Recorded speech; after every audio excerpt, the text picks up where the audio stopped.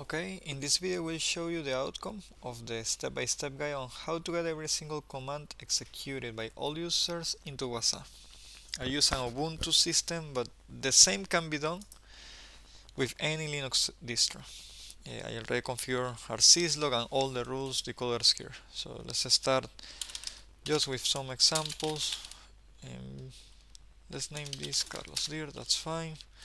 Now we can create a file there. File test.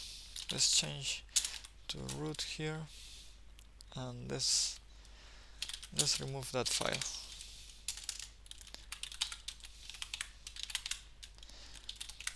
Okay, now we can check the last 5 commands under the file where we are logging every single command. There we have them, and let's check from here. It should match with what we have in that file. Okay, execute it. Let's check back again.